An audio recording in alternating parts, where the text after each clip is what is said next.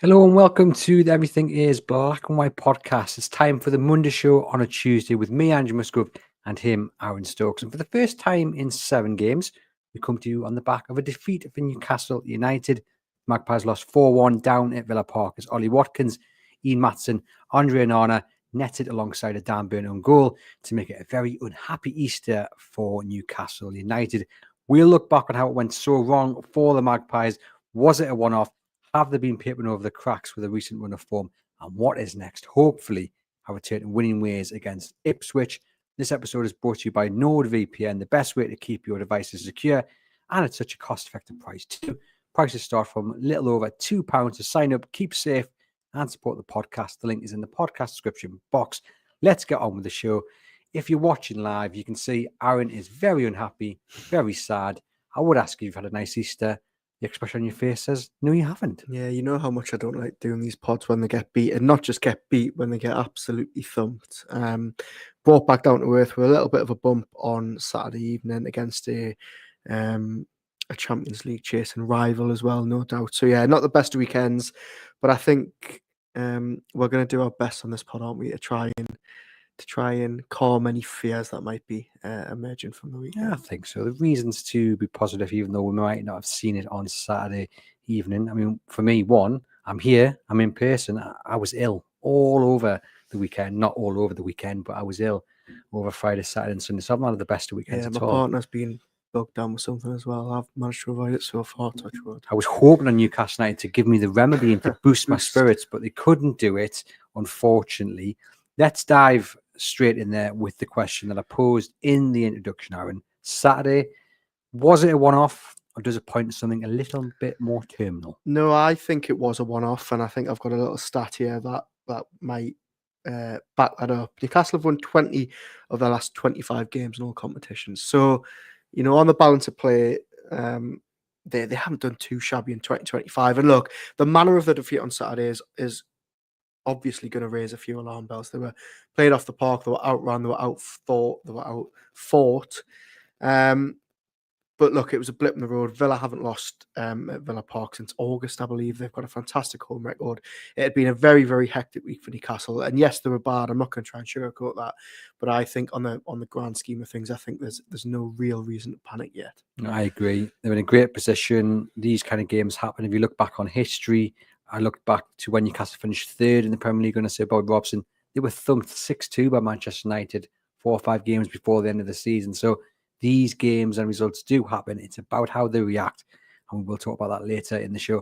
I think there's many things that you need to consider when we look back at this result and performance against Aston Villa. And firstly, is the one that everyone's talking about. It is squad depth. It's just not there. I think you also have aging players who have been stretched because there isn't the squad depth. And I think they're really missing Eddie Howe as well. So let's start with the first point then, Aaron. Squad depth. Newcastle's last real signing of any note was Sandro Tonali in the summer of 2023. Since then, there's been no major spend or any improvement to the starting 11. Fair to say, Eddie Howe's done a tremendous job getting the team and the squad to where they are right now. But also fair to say, it can't continue like this. So we know if the club could, they would. Hopefully in the summer they will, because they need to open the purse string slightly. We know they're kind of strangled by PSR. But if we look at the two teams on Saturday, because it's scary, isn't it, when you look at the starting 11. So Villa made 4 changes from the side that beat PSG, while Newcastle started the same team for the 7th game in a row. United brought on Callum Wilson, Joe Willock, Matt Targett, Emil Kraft, and Anthony Gordon. Aston Villa brought on Ross Barkley, Jacob Ramsey, Andre Onana, Daniel Malin, and Marcus Rashford. And just to make the point even further, unused subs, Luca Digne, Axel Disasi, Andres Garcia. United had Lewis Miley, Willis Sula, and Sean Longstaff. It's terrifying, isn't it?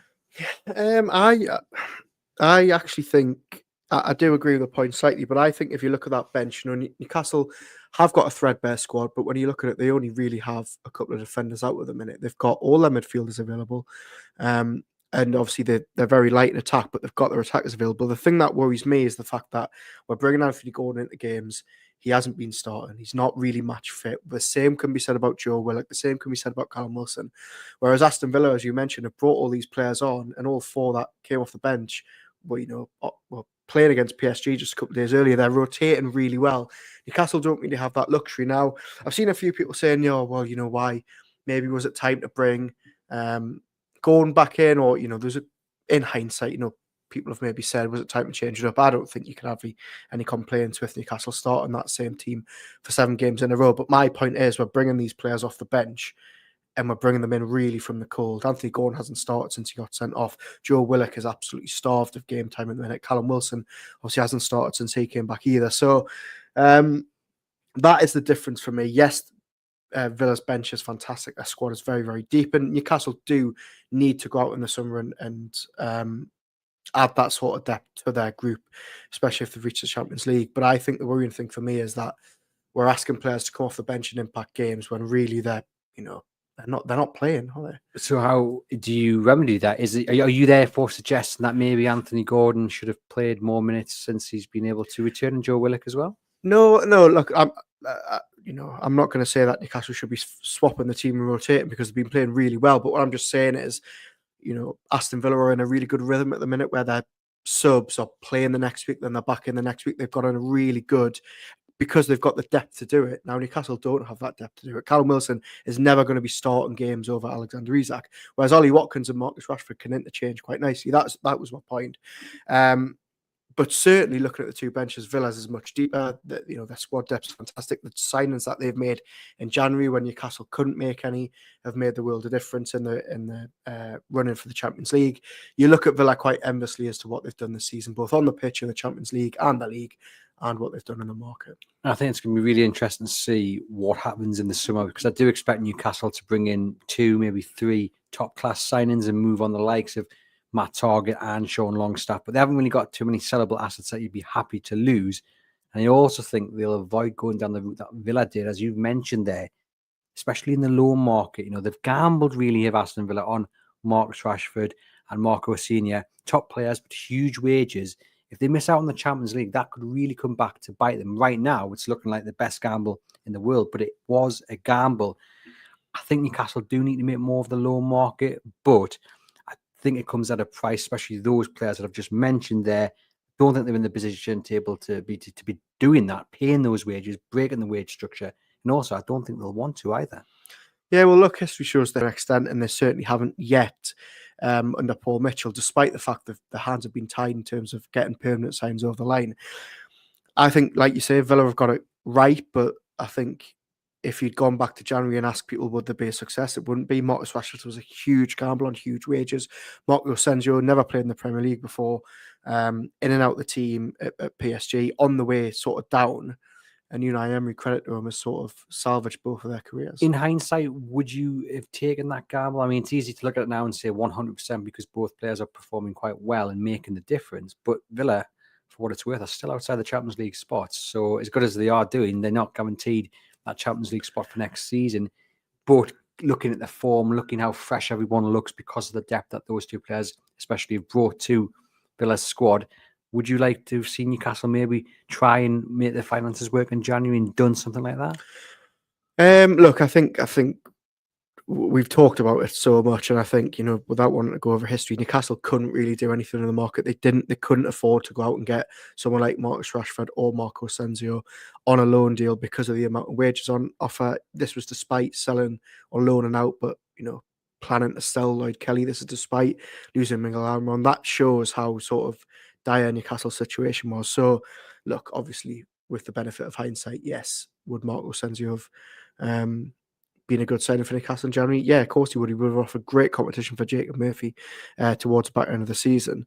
But it sort of feels like a moot point because we know Newcastle couldn't do it. We know if they could have, they would have. But it does look now like Aston Villa have got the sort of wind behind their sails. They're out the Champions League. It means they can focus on the league. As I've just mentioned, they've got sort of 10 or 11 players that can swap in and out of sort of 6 or 7 midfield and attacking positions. They're looking a really strong place. And the annoying thing about Saturday is if Newcastle had beaten Aston Villa at Villa Park, it would have been 8 clear of them. Now they're 2. And Villa, are playing Manchester City tonight and could potentially go above them. But FA Cup as well, to distract Villa, fingers crossed that happens. Does the success of Rashford and Asensio kind of whet the appetite for the summer transfer in terms of Newcastle have stayed clear, as we've mentioned, of those loan deals, I think they'll stick here again. But from your point of view, and from the point of view you guys listening and watching, do you want to see Newcastle United maybe break the wage structure and go after these players from PSG, Barcelona, wherever, Real Madrid, who aren't in the starting 11, are open to a loan move to the Premier League? And even if it's just for half a season or a year, and then you are sending them back, but we can get the benefit. Yeah, look, potentially, I wouldn't be against it. I don't think I would have been against it last summer or in January. But as we've mentioned, the club don't really seem too keen on doing it for whatever reason. I think the thing with Eddie Howe is he likes having those players in day out, and he knows they're going to be part of the team rather than sort of dipping in and out or departing after 6 months. So look, it's something that they haven't done so far. But who's going to say no to a player of Real Madrid or PSG, even if you can just get them for half a season? If the finances work, of course. We'll talk more about transfers later in the show. The second point I made then about aging players, I think what we saw against Villa, Aaron, was players who are getting towards maybe the end of their career being given the runaround by players with a lot of pace. 33 seconds on the clock, and we saw Ollie Watkins opening the scoring. Comes down Newcastle United's right. Sandro Tonali's clearance goes straight to Tielemans, and he plays in Watkins via deflection off Fabian Schär. Sign of things to come. Villa hitting United down their left, down United's right. 54% of the attacks came down that side. Clear they target Trippier, clear they targeted Schär, I think, because of the pace. So my big question to you and to Jason Tyndall, I guess, is you were sure what was going to happen after 33 seconds. So why was it allowed to happen time and time again? Yeah, it was a weird one, wasn't it? It felt like every time Villa went forward, they were trying to target down their left and Newcastle's right. I thought Jacob Murphy at times just looked lost defensively. He was all over shop. Kieran Trippier for one of the goals isn't even in the picture. Who knows where he was? So it wasn't a good afternoon for the two of them, or Fabian Schär, who we know had an absolute horror afternoon despite scoring. I don't think that goal can really sugarcoat what was a really, really tough afternoon for him against Ollie Watkins, who has really, really laid a marker down to Unai Emery to start for the rest of the season. And as you say, it was warning signs from early on. Maatsen had the sort of freedom of the left-hand side to really dominate, and he showed that for his goal, which was a brilliant overlap. But as you say, it was Newcastle sort of. I was really impressed by Jason Tyndall's ability to change things in game against Manchester United a week earlier. He spotted something at half time that wasn't working. He wanted to drop Joelinton deeper, and he did. But it just seemed like at Villa, they had too many answers for him. Yeah, I thought Joelinton might have dropped deeper and gone in that kind of little hybrid role with Newcastle going at 5 at the back at times, because it was the same area of the pitch and it was the same kind of way that Villa got there, just allowing either Morgan Rogers or Ollie Watkins too much space. Often Rogers and Watkins could run in behind, and just it seemed so obvious. Maybe we were missing something, I don't know. Jamie Carragher made a really interesting point, though, didn't he, on Sky about Newcastle's defensive approach, because let's be truthful, it wasn't very good throughout the entirety of the game. Not what we used to see as well over the last few weeks. But they were just being pulled in all directions, especially after the first goal.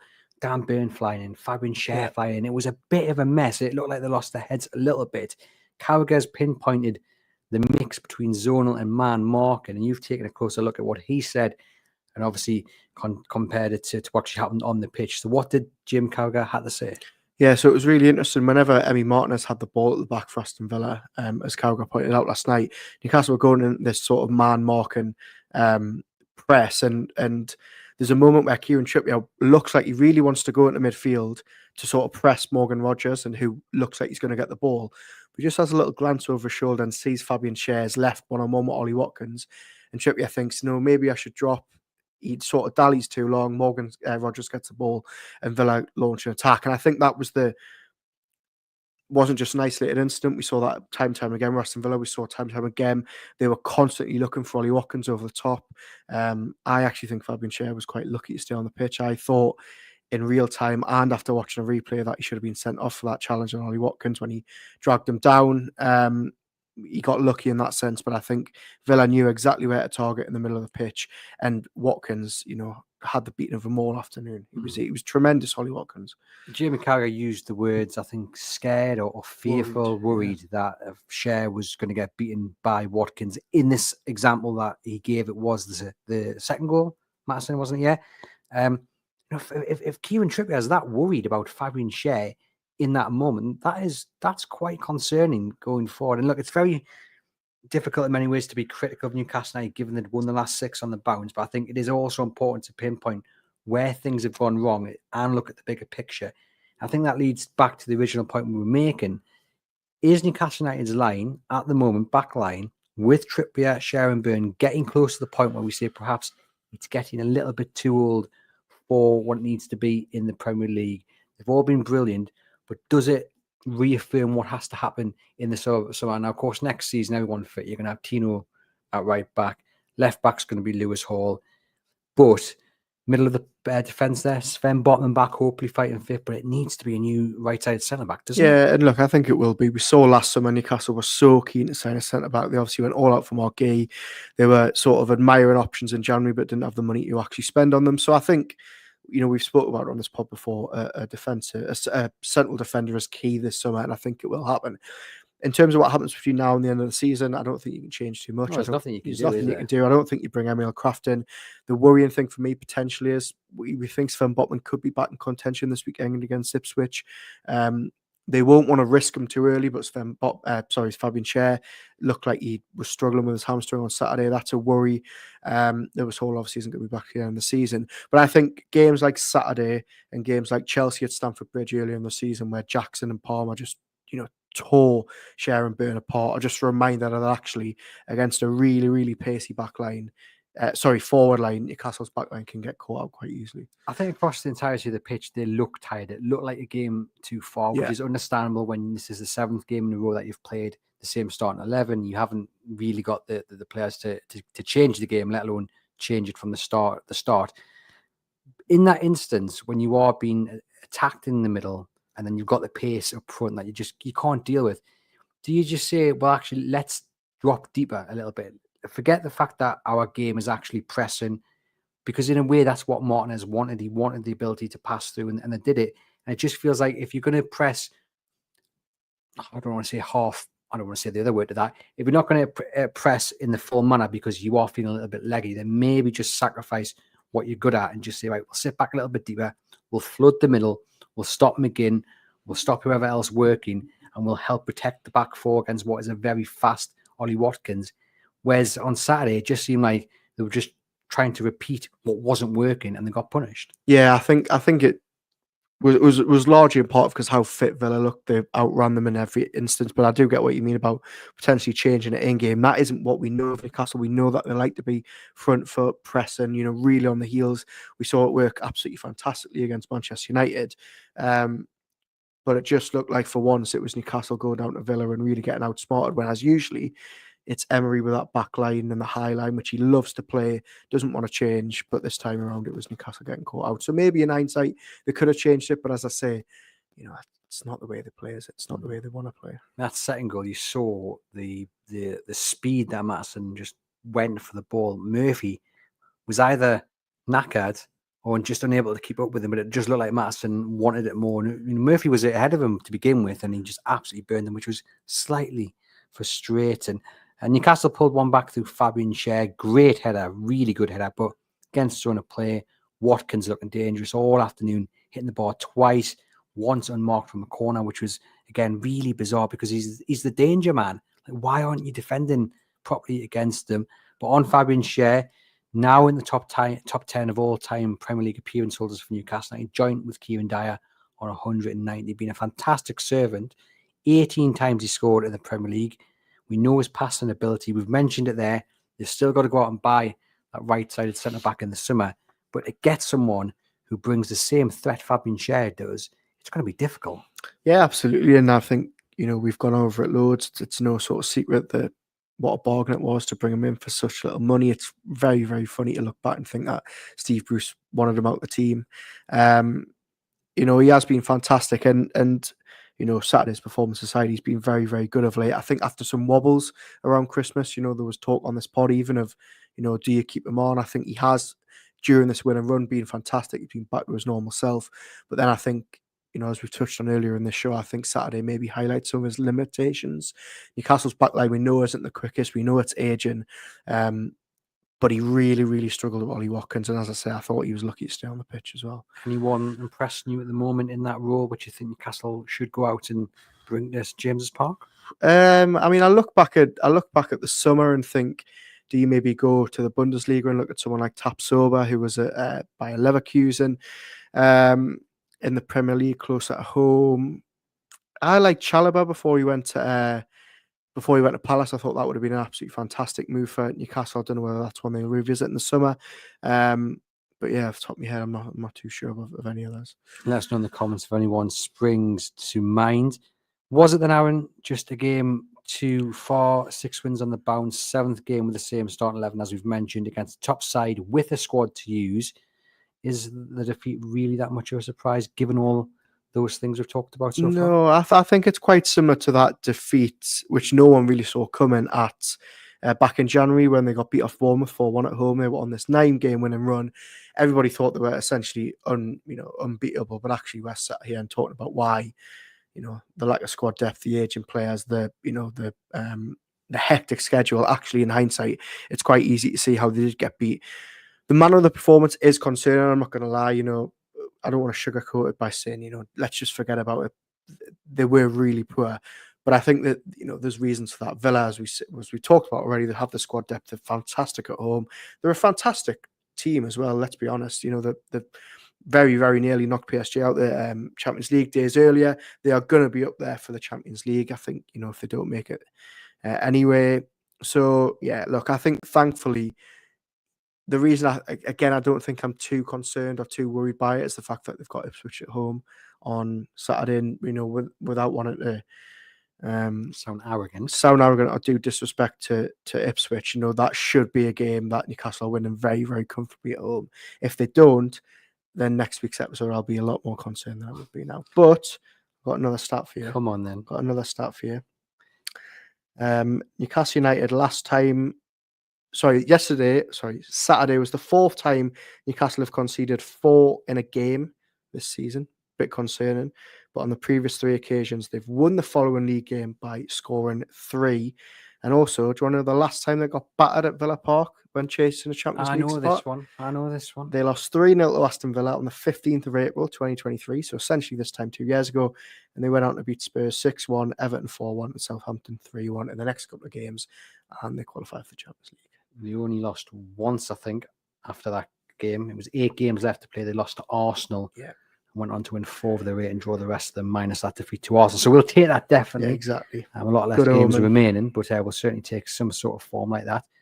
If you're also looking for, I'm not going to say excuses or to look at, why maybe it went so badly on Saturday, you could argue, Aaron, looking at the goals, a couple of misplaced passes for goal number 1 and 4. So you've got Tonali's clearances poor. Yeah. Got Fabian Schär just gifting the ball into the middle of the park, I think again to Tielemans maybe, or actually to Andre Onana actually, who then finishes it with a wonderful strike. 2 deflections for goals 1 and 3. So are we just saying bad day at the office, careless in possession? This will be rectified this week in training. Yeah, hopefully. I mean, look, I think you're maybe doing them a solid there by putting it down to misplaced passes and deflection. I think Villa were very, very good value for the win, and I think Newcastle were maybe lucky that deficit was only 3. But look, it will be rectified. I think we know the players have had a couple of days off after Saturday to maybe just unwind and relax. It's been a very, very hectic schedule. They'll be back in training this week. Tyndall and the coaches will have them well drilled. They'll have watched that game on Saturday over and over. And as I say, again, without wanting to sound too disrespectful and getting too far ahead of myself, it's a dream fixture next at home to try and get yourself back on track. Well, it is all about that reaction, isn't it? Yeah. We say it's a dream fixture, but it can also be a banana peel that we definitely don't want to slip on. No excuse. Lack of depth or not, that has to be a win. Yeah, 100% it does. Nothing short of an absolute thump. And I mean, it's sad because I've been rooting for Ipswich all season. I really wanted them to stay up, but I think the writing's been on the wall for some time, and we know we can send them down on Saturday if they fail to win. But I want to see an absolute ruthless performance. I want to see 4 or 5 goals put at them if possible. I think if we can see anything like the performances at home we saw against Palace and Manchester United, which I think we will, then they'll be absolutely fine, and we'll all forget about Villa pretty quickly. We'll watch out for the match preview later in the week with John Gibson. Darren makes the point here. Look at Villa. The wages are out of control now. Is that another reason why we don't think and don't really want Newcastle United to maybe gamble in the way Villa have? Because the wages are a little bit high over or down at Villa Park. Yeah, look, I mean, this has been a thing for a long time, hasn't it? It's not just with Asensio, and it's not just with Rashford in the last couple of months. You know, remember years ago we were up and on about whether to take a huge gamble on massive wages for Jesse Lingard. The club didn't want to do it. There was loads of talk about where Jadon Sancho was going to go, Newcastle being one of them. Huge wages. He's ended up going to Chelsea. So sometimes these gambles really don't pay off. Villa have got very lucky that both of them have hit the ground running. I mean, I never in a million years saw Marcus Rashford playing as well as he has. Marco Asensio was a little bit of an unknown because he was out the team in PSG, but he's a fantastic winger. But, you know, make no bones about it, Newcastle United could have signed either of those players and it couldn't have worked out. You know, there was absolutely no guarantee. So Villa have got really lucky. And again, I think with the benefit of hindsight, they're great signings. But at the time, you know, the jury wasn't out, was out on them. Massive risk, yeah, definitely. Darren also adds, this summer we need 5 quality players adding to improve the side, but is the money there to stay within the limits, do you think? Look, Champions League is going to be absolutely huge, you know, an absolute game changer, so transformational if they can get it. We know, as we've said before, that it does look like on the face of it, as much as we sort of can understand of PSR at the minute, the purse strings are going to loosen a little bit. I'm still not too sure whether they can go a full summer without maybe selling. If they're going to want a summer like that of 5 signings, I think, you know, that's maybe asking for a little bit too much. But I certainly wouldn't be surprised if we saw a summer like we saw in 2023 when they got Tonali and Tino and Hall in, maybe one of 22 where they got Botman and Isak. I think we will see some really good movement because, let's be honest, we can't go 4 windows on the trot without spending. Graham says the squad clearly needs strengthening. Quality and depth is the big problem this season. 4 or 5 new faces required over the summer. What number are you putting on it? What do Newcastle United need in terms of the numbers in the summer? I think they need somebody to come in on the right of the attack and offer a little bit of competition. And Jacob, well, obviously, you know, Jacob Murphy's the only out and out right winger. I think they probably need another backup striker. I think they need maybe a centre back. Sorry, not maybe. They need a centre back. Maybe a little bit of competition at left back, and I think they need a new goalkeeper in. So there's 5. I could maybe drop a left back out of there, but I think 4 is the minimum I would want this summer. Concerned that James Trafford might stay at Burnley now, given their promotion? Look, potentially, I think the Burnley promotion muddies the waters a little bit because Trafford himself really wants Premier League football. He's now essentially got that. The 20 million fee that was sort of floated last summer, you would think is now long gone because Burnley aren't going to want to settle for that. They've obviously now, they're not under any sort of financial concerns either because they've been promoted. I don't know, it does muddy the waters a little bit. And I suppose if we get to the summer and Newcastle revive their interest and Burnley say, look, well, you know, it's now 40 million because he's a record-breaking championship goalkeeper, do the club look at that and think, okay, we walk away? Because you've got to think they did that with Mamardashvili for 35 million. They said they didn't want him. So yeah, it's going to be interesting to see how that one unfolds in the summer. Certainly is. And Truel says we shouldn't go for Premier League players. They will cost us an arm and a leg, and we don't have the finances for that yet. Go to Europe or South America. And we know that's where Newcastle United have sort of been looking. But again, it goes back to strike and the balance. You know, it's a bigger gamble bringing in players who haven't experienced Premier League football. Do you pay a bit more and get your Brian Mbeumo in on the right wing, or do you go to La Liga, the Bundesliga, and sign someone who's not got that Premier League quality? Because we've seen players really do well in those sort of leagues come here for relatively big money in the past and flop. So if you were making the decision, Aaron, are you going for someone who's proven in the Premier League and willing to pay that a bit more? Or are you going to try and save the pennies and go for someone who's done it in what we say is an inferior league? I think you only maybe have to look at what Newcastle have tried to do in the last couple of windows and failed to do to see that actually they've got their scouting aboard pretty spot on. You look at Hugo Ekitike. I know it's taken him a few years since he was actually linked with Newcastle, but he's flying now in Germany after a poor spell in France.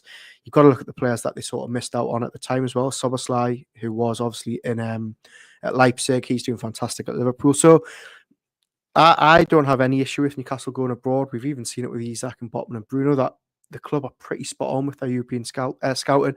One comment that you've just read out, though, that I sort of would push back on is, yes, Premier League players will probably cost you more, but look at Tino Livramento and look at Lewis Hall. You know, yes, maybe at the time you thought, oh, they're spending a little bit too much money, now they're looking like absolute, bargains. Certainly so. Graham says competent defenders allow others to go and play. Our defence has been questionable all season despite good performances sporadically.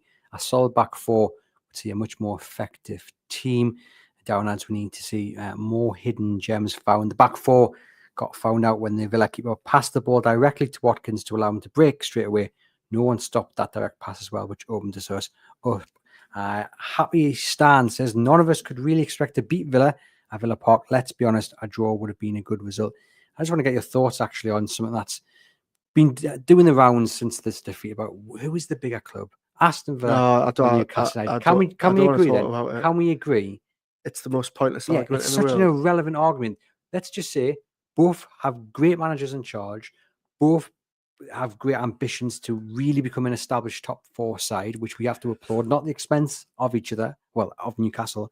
But it's such a silly argument, isn't it? Long-time listeners of the podcast will remember fondly you and Sam Milner doing Get in the Bin. And if I'd ever been invited on that show, episode number 1 with Aaron Stokes would have been Get in the Bin, that debate. I hate it. I will not watch any content when people are talking about it. I hate talking about myself. I do not care. It is such a subjective, pointless thing where we're going to see Newcastle, they're going to see Villa. It doesn't matter. But at the minute, two fantastic teams. I actually really wanted Villa to go far in the Champions League over Arsenal, over Liverpool. I think it would be great if we qualify for the Champions League again. I love Unai Emery. I love their squad. I think they're brilliant, but do not ask me for a bigger club because I really don't care. One would suggest that a certain group of content creators having this debate nearly weekly about Newcastle and who is a bigger club or doing it for clicks and reactions. So don't bite, ladies and gents. Just leave them alone to their own little corner, our own little world. We do have some questions sent in, so thank you very much. If you're watching live, do get involved as well, and I will put your questions to Aaron. Let's look at the table, Aaron. Newcastle's still in a great position, 4th. Okay, 3 points separate 3rd to 7th, but you have a better goal difference than Villa and Forest, while Chelsea have a goal difference of 18, which is the same as Newcastle United. City and Villa play this evening, so hopefully what we're going for. What we want for a draw, maybe. Yeah, I think a draw probably. A draw would move City above us on goal difference, and it would leave Villa a point behind. But obviously, we would have a game in hand. We've got to be going for a draw. Sure, draw is best there. Yeah, I don't think there's any reason to panic. No, do I? Yeah. Yeah, I'm not too worried. There was a meltdown with Forest winning against Tottenham, and then when we saw the goal scorers, there was an even bigger meltdown from certain sections of the Newcastle United fan. It's like the PSR gods are laughing in our faces with Elliot Anderson and Chris Wood scoring. I do feel confident Newcastle are still going to do it. I don't really care whether it's 3rd, 4th, or 5th, to be quite honest. Champions League's the main thing. Could not care. That being said, I would feel a lot more confident with Eddie Howe in the dugout. Do we know what the latest is? Are we going to see him back? Is there anything to be said? I think we're expecting something from the club this week. I think I'll be very, very surprised if we don't hear anything before Friday when we speak to Jason Tyndall as it stands. We know that the club's sort of the last time they gave a statement, it was that Eddie Howe was going to miss these 2 games, which have now passed.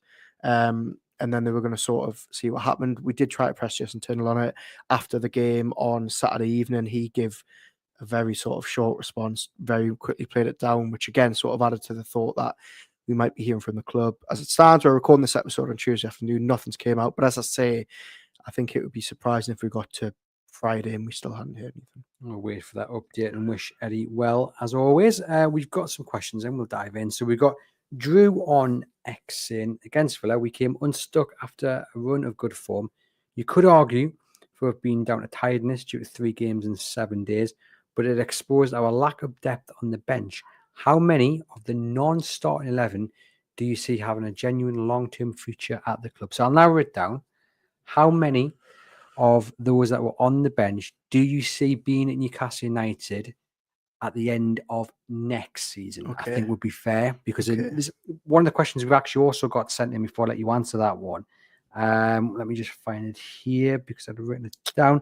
Is a question Tommy had emailed in, and this goes nicely with Drew's question here. It says, you see that we expect Newcastle to be busy this summer, but they're still not going to have the budget for a total rebuild, are they? Does it frustrate you when you see people listing 9 or 10 players who must go this summer? And I've seen this quite a few times after the defeat of Villa, where everyone, there's a few accounts on social media saying Kraft has to go, XYZ has to go, and it's like, it's all good saying that, but you've got to have the buyers first of all, and then you've got to have the money then replace these players, which isn't going to be readily available. And it goes on to Drew's point there about how many can we see being here. So we'll answer Tommy's in a moment. Let's get to Drew's point. So how many of the non-starting 11 on still Saturday, here at the back at this time next year? Yeah. So do you want to list the bench? Yeah. So the bench from back to front is Martin Dubravka, Emil Kraft, Matt Targett, Joe Willock, Sean Longstaff, Lewis Miley, Willisula, Anthony Gordon, Callum Wilson. So I think Willisula and Lewis Miley most certainly. Yeah. I could see one, if not both of them, potentially going out on loan. But I think their long-term future is at Newcastle United. Emil Kraft stops. I don't think there's any doubt about that. Yeah. I could see Matt Targett going in the summer if someone comes in with a good enough bid. Yeah. Callum Wilson, I could see stopping, even though I would send him on his way tomorrow. Really, have had the opportunity. Just unfortunately, I think his time at Newcastle has come to an end. Although I can't see them keeping him. Dubravka, interesting one. I think he goes. You think he goes? Who else have we got on that list? Sean Longstaff, I think goes. I think Longstaff goes as well. Yeah, potentially. I think Howe has been quite. As clear as we've ever expected Eddie Howe to be. You know, he said the other week, didn't he? I don't know what the future holds for Sean, which is it's not like him. Yeah, it was a very interesting answer. And then the two that we haven't spoken about yet, Joe Willock and Anthony Gordon. Well, Gordon stops because I think the one thing you need most certainly is two players of Harvey Barnes and Gordon's standard to be competing against each other. That's what we want on the right wing. It's what we want up front. What we want in every position across the pitch. And who was the other one? Joseph Willock. If the bid came in, I said this in the summer. If the right no, comes but in, when I all right, so that's all about my preference, club's preference. No, I think he stays. I think he stays. So there's 6 staying, 3 going. I don't think I would disagree with too many of them. I think this time next year, I think Sean Longstaff might have gone. I think Matt Targett might have gone, and Dubravka will go. So yeah, I'll go 3. I think the rest will probably stay. Callum Wilson, I'm a bit on the fence with. As for Tommy's question, that was the second question. Yeah, it's just the football manager brain, isn't it? It's where people think you can have these big. Let's just sell 10 players and buy 10 players every year, whether it's January, whether it's March, whether it's the summer. People always say X needs to go, Y needs to go, Kraft needs to go, all these players need to go, and it never happens. You know why it never happens? Because Eddie Howe does not like having these wholesale, look at the players he's kept on in the years who never play. Jamal Lascelles, Matt Targett, these players, I mean, look at the goalkeeping department. Vlachodimos, who they probably didn't want, John Ruddy and Mark Gillespie are not going to play. But Eddie Howe loves having them around, and people will slag that off, but it just doesn't happen at Newcastle, and I don't think it will happen this summer. And as we say, they don't have the budget for 7 or 8 or 9 to come in. It's just not going to happen. So I don't understand why people get themselves worked up saying all these players need to go. They don't. It's just not easy, is it, to say goodbye to Emil Kraft, for example, because you've also got to think about the bigger picture. Because Kieran Trippier is also likely to go, if not in the summer after. You would think. So therefore, you sell Emil Kraft in the summer. Kieran Trippier goes the summer after, and you're looking for like a brand new right back. It's not as simple as just saying goodbye. But the interesting point is, when we're talking about outgoings, is are Newcastle United still in that sort of situation that they've been in for the last couple of years, where they don't maybe have too many sellable assets? I mean, you look at 2 that we've just spoke about on the bench there that could potentially go: Sean Longstaff and Joe Willock. Aside from that, it's either players that are probably going to get you not too much money, and then the starting 11, where we probably suspect they're all going to stay this summer anyway. So I don't know. I think there might be an interesting question and dilemma coming up in the summer, because I could see a big bid coming in for one of their star players. And which one? I think someone might come in for Bruno, but I also think someone might come in for Tonali. Now, if you're asking me which one I'm selling Bruno, because Tonali is just different gravy altogether. But it's interesting, isn't it? You don't want to lose any of your star players, but then you think back to what Villa did with Douglas Luiz, who went to Juventus. West Ham, Declan Rice. Yeah, you've got to face these moments in time which send you on a higher path, a higher trajectory. So it's going to be really interesting, because I think, imagine you've got 2 offers on the table. You've got 95 million, say, for Bruno, or you've got 25 million for Joe Willock. What are you doing? You can only sell one, really. Yeah. Who are you cashing in on?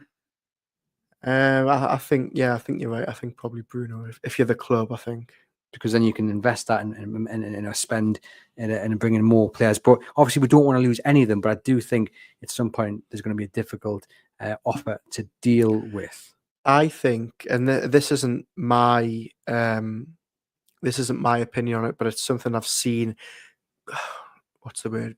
Quite predictably in the last couple of weeks since Harvey Barnes has came back into the team, a lot of people are saying, "Oh well, would it really be that bad if an offer came in for Anthony Gordon?" I love the fickle nature of football. Have you seen that? Love it.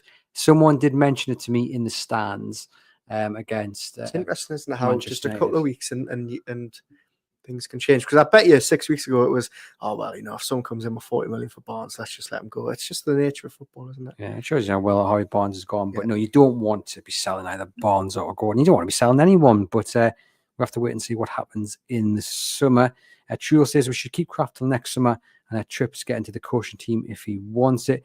And we've got Spots and Stripes fishing there, saying if we were to sell one of the big three in the middle, it will be Bruno because they can replace him with a number 10 to spearhead the midfield three. I don't want him to be broken up, though. We've got John saying, I think we can all be confident that the club will spend as much as they can. Yeah. I have faith that Eddie will get the right players in, given his track record. We've got a question here from Donald. So just a reminder of the email address, theaibwpodcast@reachplc.com. Donald says, hello both, hope you had a great Easter despite the result. Newcastle's away record isn't great. Do you know they've won just one game against the top 12 on the road? With games coming against Arsenal and Brighton, can you really see them picking up any points there? It leaves the home games as a massive must-wins. Now, we had to check this today, didn't we? We checked it in the office because I didn't believe it. It's true. Yeah, what was it? The only team they've beaten away in the top 12 is Forest. Yeah, they won 3-1, didn't they? Yeah, I mean, look, I'll be honest, I didn't know that started as a little bit alarming. But we spoke about it off air, didn't we? How we all thought Newcastle this season have done quite well away. Yeah. That's just because they've been beating all the Manchester United and Tottenham and Wolves and all these teams who are struggling. So, yeah, look, a little bit of a concern. We know that Newcastle are a totally different animal at home. We know that, the games they've got at home on paper, they should be winning. Let's say 7 points from a possible 9 at home. Who they got? Ipswich, Chelsea and Everton. Not enough to get them over the line? I'd be wanting 9 from that, like. You reckon they can get 9? Yeah. There we go. And what about those 2 games on the road against Arsenal and Brighton?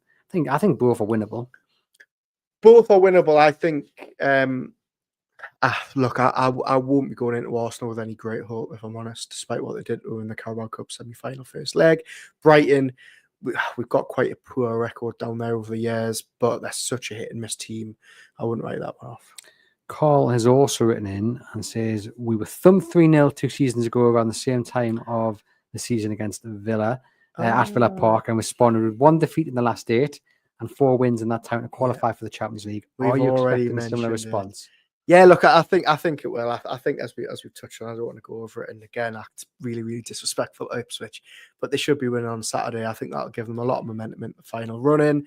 As I say, winnable home games, 1 winnable away game. I think on paper, I think they'll do it. I remember sitting at that Brighton game feeling so nervous, and obviously that Leicester game that they had to win or draw, which they ended up drawing, didn't they? Nick Pope with a fantastic save at the end. Yeah, one of the worst performances ever by Leicester. But you felt so nervous, and the players looked nervous. I'm hoping this time around, a little bit like the cup final, it's a case of being there before and done that, and we are capable of relying on ourselves and not having to kind of shift through the nerves.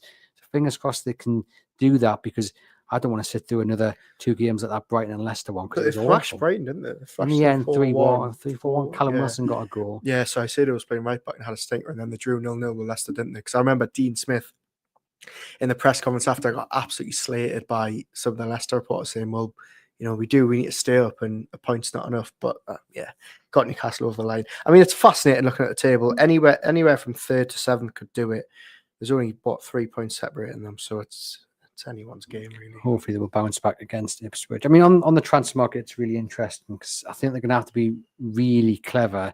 Let's look at the new striker, for example, that we both want them to bring in this summer. People know my hope, Aaron, is that they bring in someone who can compete with Alexander Isak, push him for that starting 11 place, not just a replacement or someone to bring in when he needs resting, but that's going to cost you a lot of money, big wage.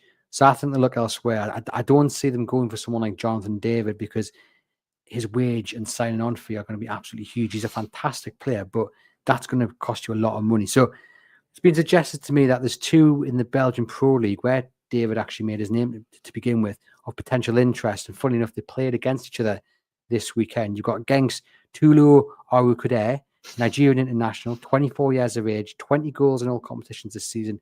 Bit of a poacher, likes to be in and around the box. So completely different style to Alexander Isak.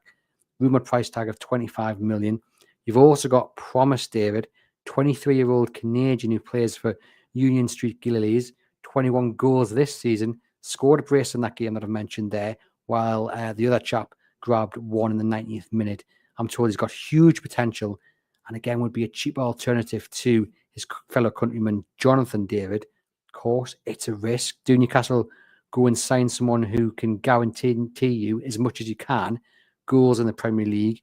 But that will come, as we've said, with a big wage, potentially a big price tag or signing on fee. Or do you roll the dice, sign someone who's doing it in an inferior league, but that means it frees up more budget to say, go out and sign Brian and Burmo, go and spend 15, 20 million pounds on someone doing it in the Belgian league, roll the dice, fingers crossed it works. Also, you know, there is history of players moving from Dutch and Belgian leagues and failing, but there's also players who have done it. We've mentioned Jonathan David there. You've got Victor Osimhen and Victor Boniface now by Leverkusen, three of Europe's top strikers. What we would give to see them top with Alexander Isak. So they did it in Belgium before they moved to their respective clubs. What's your thoughts? I think actually there's a couple of examples really that maybe highlight the point that Newcastle should maybe not try and go and sign somebody that could instantly come in and rival Alexander Isak, although we all love that. And admittedly, there isn't too many strikers that could actually do that.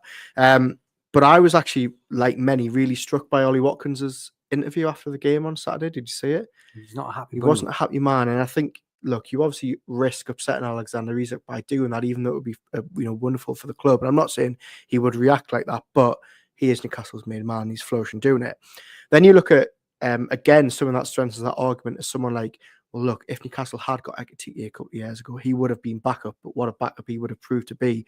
And even looking at someone that Newcastle were linked with last season called Garassi, who was at Stuttgart, ended up going to Dortmund because he had that £15 million release clause.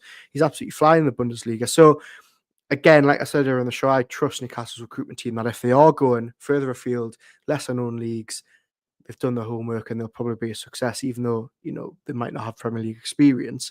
But I think it's going to be really, really interesting to see what Newcastle do this summer in terms of the type of quality they go for in a backup striker if they sign one. I think they'll sign someone who is younger with huge potential, more potential than Willis Sula, who's a bit more established. The player coming in will be a bit more established than Willis Sula in whichever league they've arrived from. I'd love to see Jonathan David, but look, the wage is just going to be astronomical. I don't think Newcastle are in a position, even if they wanted to break the wage structure in such fashion. So I think they'll go lesser in the striking department and go bigger either at centre back or on the right wing. And look, if they went out and signed Promise David for, I think he's rumoured to be worth 15 million, 20 million at most, go and do that. He's not going to cost wages anywhere near £100,000 a week. Then go and sign Brian and Burmo potentially for 60, 70 million pounds, who's probably going to cost you 120,000 a week. You'd be happy with that, I think. Look at us playing Football Manager, like all those fans. But yeah, no, you're right. Brian and Burmo on absolute fire for Brentford. Flying, isn't he? I took him out of my fantasy team. I saw that. Just put Strands and Larson in up front against Manchester United. Oh dear. Sums it up. Right, let me just dive into the final few comments before you get the trivia up and ready to go. We've got a question here saying, do we think QR might actually come good now? He seems to be finally settling and scoring for fun within the 21s. Yeah, it's really good to see him actually flourishing now. He's been fantastic for the under-21s in the last couple of weeks. Plenty of goals, plenty of assists coming into the team and staying there. It's proof that Newcastle have maybe got it right by not loaning him out. I know he had injury issues around the winter window, which maybe stopped that, but it seems like he's benefiting not from going out on loan and sitting on the bench, but actually regular game time. So, yeah, I want to watch him this summer, definitely. Is he going to make it? Look, I think it's maybe too soon to see that, but it's definitely encouraging to see what he's like now compared to what he has been like in the last couple of years. We've got MHA saying we need to be keeping all our top players and strengthening the squad whilst reaffirming we are no longer a selling club. But if only it was that easy. Yeah. We'd all love that. But I do think a big sale will have to happen at some point, unless Newcastle can continuously get into the Champions League and really start bringing in that revenue, which would stop you from having to sell your big players. But as someone's mentioned there, Aston Villa sold Duran and Douglas Luiz for a combined 130 million. So that's probably how they've been able to go out and bring in the likes of Rashford and the chap from PSG. Aaron, you have the trivia. We've just got one final comment in there. Someone saying, I thought you were going to suggest signing Ollie Watkins to go alongside Alexander Isak. You were you? No, I wasn't. I wish.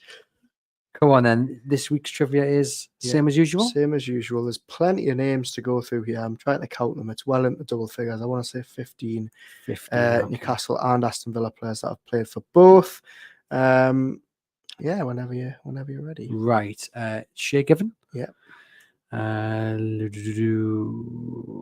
Matt Target. Yeah. Trying to think back to the good old days when the Shearer. Come on, then you're gonna have to think with some clues already. Winger, Newcastle legend on the right hand Ginola. side. No, yeah, Ginola wasn't. Solano. Yeah, Solano as well. Loved a bit of claret and blue. He did. Ginola, I'm pretty sure won PFA Player of the Year at Villa. Yeah. Journeyman who's played for City, Newcastle, Liverpool, won Premier League titles. All rounder, could play anywhere. James Milner. That's the one.